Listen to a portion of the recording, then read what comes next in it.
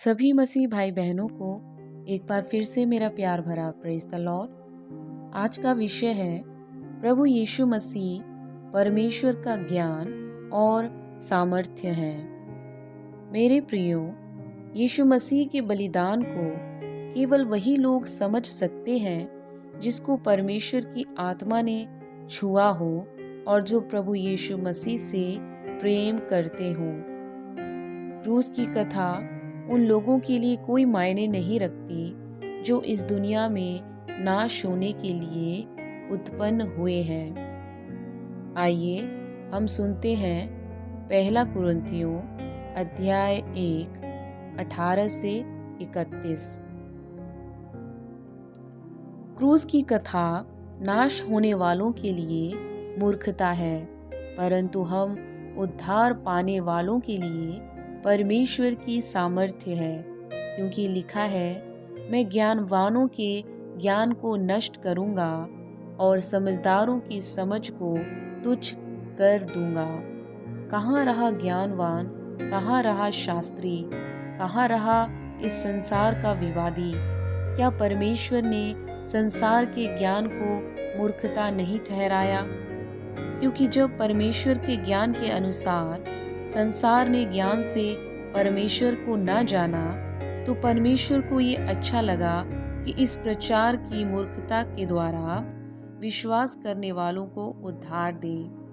यहूदी तो चिन्ह चाहते हैं और यूनानी ज्ञान की खोज में हैं, परंतु हम तो उस क्रूस पर चढ़ाए हुए मसीह का प्रचार करते हैं, जो यहूदियों के लिए ठोकर का कारण और अन्य जातियों के लिए मूर्खता है।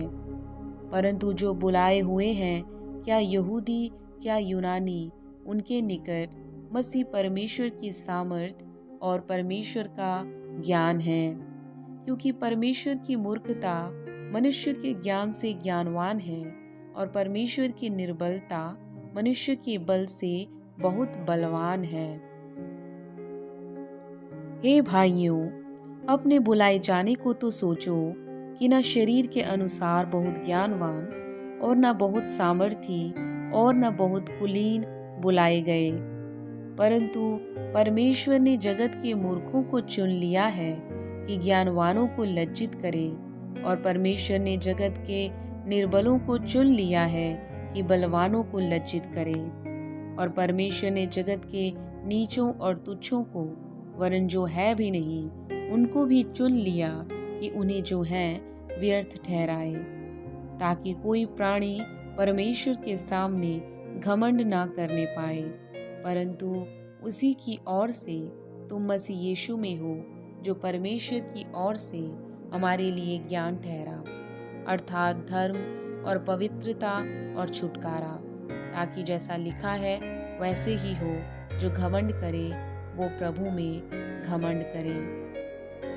मेरे प्रियो, एक शारीरिक मनुष्य परमेश्वर की बातों को समझ नहीं सकता, क्योंकि परमेश्वर का आत्मा उसमें नहीं। उसकी दृष्टि में ये सब मूर्खता की बातें हैं, क्योंकि वे परमेश्वर को नहीं जानता कि वो कौन है। लेकिन एक आत्मिक व्यक्ति प्रभु की हर एक बातों को भली भांति समझ सकता है।